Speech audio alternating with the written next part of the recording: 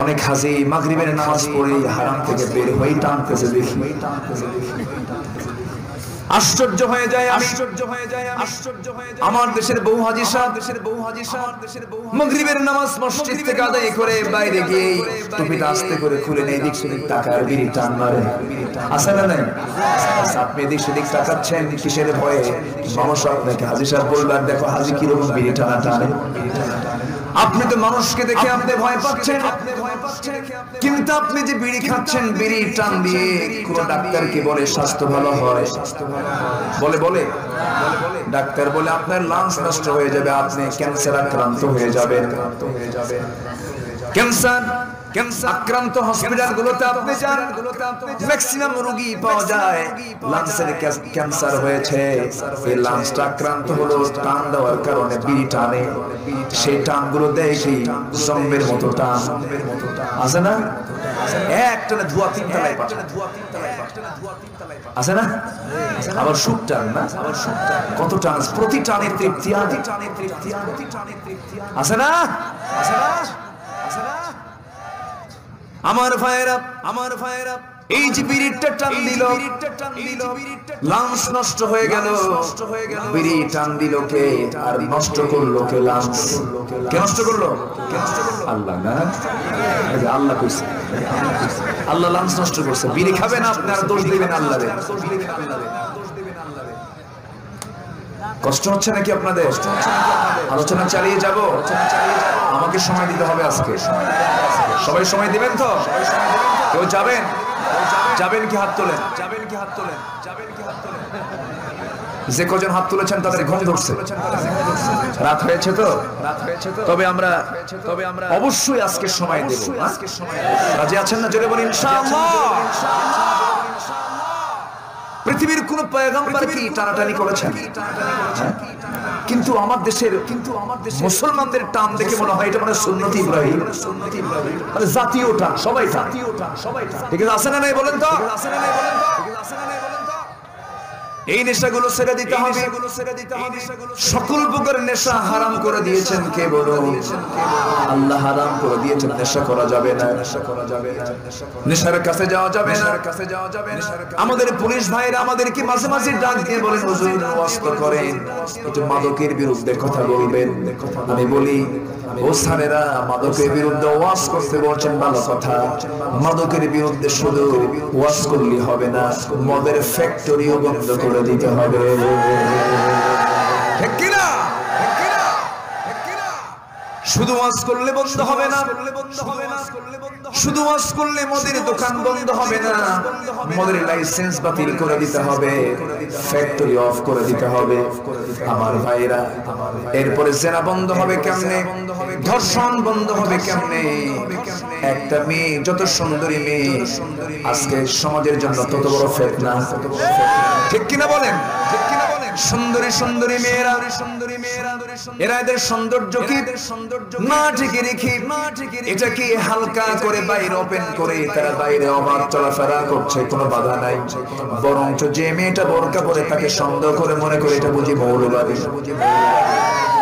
কাপড় চোপড় খুলে বের হচ্ছে, অর্ধনগ্ন হয়ে বের হচ্ছে, পুরুষকে আকর্ষণ করার জন্য এমন জাতীয় অর্ধলগ্ন পোশাক পরে আপনি যে বের হলেন, আপনি বের হচ্ছেন, এটা আপনার জন্য মারাত্মক অপরাধ।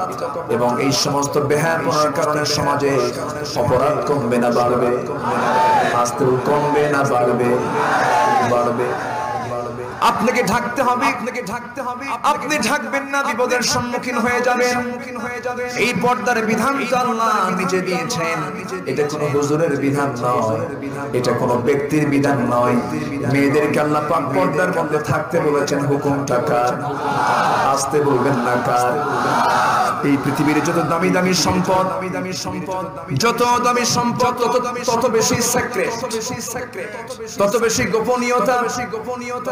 মুক্তা থাকে ঝিনুকের পেটে, ঝিনুক থাকে সাগরের তলে, সেই সাগরের তলের ঝিনুকের পেটে থাকে মুক্তা। দেখেন কত প্রকার, কত সুরক্ষিত জায়গার মধ্যে কত দামি জিনিস রেখে দিয়েছেন কে? সোনা দানা কেউ এটা কি ওপেন করে রাখে না, তারা সিন্ধুকের মধ্যে রেখে দেয়, আড়াল করে রেখে দেয়।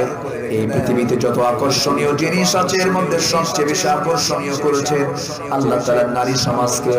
আল্লাহ এই জন্য নারীকে ঢাকতে বলেছেন, তোমরা ঢেকে থাকো।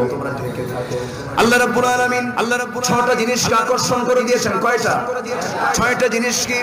সুইনা লিন্নাসি হুব্বুশ শাহাওয়াতি মিনান নিসা ওয়াল বানিনা ওয়াল কানাতিরিল মুকান্তারাতি মিনাল যাহাব ওয়াল ফিদ্দাতি ওয়াল খাইলিল মুসাওওয়ামাতি ওয়াল আন'আমি ওয়াল হারথ ذلك متاع الحياة الدنيا والله عنده حسن المآب جربني الله أكبر মানুষের জন্য ছয়টা জিনিসকে মোহগ্রস্ত করা হয়েছে। এর মধ্যে এক নাম্বার হলো নারী। নারীর প্রতি পুরুষের টান আছে না নাই? খুব আস্তে বলেন, মনে হয় নাই। আছে না নাই? আকর্ষণটা কে দিয়েছেন? আবার পুরুষের প্রতি নারীর টান আছে না নাই? টান না হলে তো সংসার হবে না, টান না হলে তো বংশ বিস্তার হবে না। কিন্তু সেই টান তো হওয়া যাবে না যে টানটা, সেই টান যে টানগুলো আমরা দেখি কলেজের বারান্দায় বারান্দায়, গাছের গোড়ায় গোড়ায়, জোড়ায় জোড়ায়, আছে না? এরকম কিছু টান আছে না? যুবক যুবতী ছাত্র ছাত্রীরা ক্যাম্পাসের সামনে বসে বসে জোড়া যুগল যুগল বসে আছে। যখন বলা হয় তোমরা জোড়ায় জোড়ায় কেন, আল্লাহ জোড়ায় জোড়ায় বানায়, সেই জন্য জোড়ায় জোড়ায় বসে আছে। জোরে বলেন নাউজুবিল্লাহ। আল্লাহ এদেরকে বেত্রাঘাত করতে বলেছেন। কি করেছেন? মিয়াতে জালদা আছে না? মিয়াতে জালদা আছে না? এদেরকে পিটাও। এদেরকে কি করো? পিটাও। এদেরকে শাসন করো, এদেরকে শাসন করো। যৌবন বয়সে কোনো ভুল হয়ে গেছে, অবিবাহিত কোনো যুবক যুবতী যদি কেউ জেনার কাজে লিপ্ত হয় তার শাস্তি একরকম, বিবাহিত জীবনে যদি কেউ জেনার কাজে লিপ্ত হয় তার শাস্তিটা অন্যরকম। আল্লাহ লেভেল করে দিয়েছেন। কিন্তু আজকে সেই শাস্তি দিবেন কখন? বরঞ্চ ছেলেরা মেয়েরা শিক্ষকের সামনে আস্তে করে ক্যাম্পাসের সামনে বসে বসে গল্প করে, শিক্ষক পাশে দিয়ে বলে, পাশে দিয়ে যায় আর বলে ভালো কইরা করো, আমরাও করে আসছি। আছে না নাই? আসতে বলবেন না, আছে না নাই? এগুলো শিক্ষক নয়, শিক্ষক নামের কলঙ্ক। মাদ্রাসায় যান, মাদ্রাসায় যান, মাদ্রাসায় পাওয়া যাবে এমন? মাদ্রাসায় পাওয়া যাবে এমন? কখনো পাবেন না। কোরআন তো তা শিখায় না, কোরআন তো তা শিখায় না, কোরআন তো তা শিখায় না। আমার ভাইয়েরা, আমার ভাইয়েরা, আমার ভাই, আজকে নোংরামি अवेलेबल হয়ে গেছে। কি আদর্শ যেন আমরা গ্রহণ করলাম, কোন আদর্শের দিকে যেন আমরা চলে গেলাম, সে আদর্শ আমাদেরকে ইসলাম থেকে চ্যুত করে দিল। আমাকে একটা আদর্শের দিকে ফিরে আসতে হবে। আজকে সমাজে দুইটা আদর্শ লালন করে মানুষ, একটা হলো সঠিক আদর্শ, আরেকটা হলো ব্যাঠিক আদর্শ। সঠিক আদর্শের বাস্তব নমুনা কেউ নন, তিনি হচ্ছেন মুহাম্মদুর রাসূলুল্লাহ সাল্লাল্লাহু আলাইহি ওয়াসাল্লাম। আমরা তার আদর্শকে লালন করবো জীবনের এক জায়গায় না, সব জায়গায়, সব জায়গায়। আরেকটা আদর্শ হলো, আরেকটা আদর্শ হলো, আরেকটা আদর্শ অনিসলামী আদর্শ, অনিসলামী আদর্শ, অনিসলামী চেতনা লালন করে। এমন কিছু লোক আছে সমাজে যারা ইসলামকে নির্মূল করে দিতে চায়। এমন সংস্কৃতি চালু হচ্ছে আমার দেশে, স্ব ধর্ম পালন করো, স্বামী স্ত্রী হয়ে যাও। আছে না নাই? আছে না নাই? অনেক সুশীল সমাজের দাবিদার, তাদের ফ্যামিলিতে, তাদের ফ্যামিলি ছেলেটা মুসলমান, বউটা হিন্দু, বউটা মুসলমান, ছেলেটা হিন্দু খ্রিস্টান। আছে না নাই? আছে। আমার দেশের পার্লামেন্টে একজন পার্লামেন্টারিয়ান দাঁড়িয়ে বলছে, মাননীয় স্পিকার, আমার ছেলে বিয়ে করেছে কলকাতার গাঙ্গুলি পরিবারে। আমার ছেলে বউ ঢাকায় যখন থাকে তখন সে 5 ওয়াক্ত নামাজ পড়ে, আবার যখন কলকাতায় যায় তখন সে পূজাও করে। কত সুন্দর ধর্মের প্রচার দেখছে। বলে যে এটাই তো ধর্মের স্বাধীনতা। যাদের কাছে পূজার নামাজ সমান, তারা মুসলমান হতে পারে না, মুনাফিকের বাচ্চা।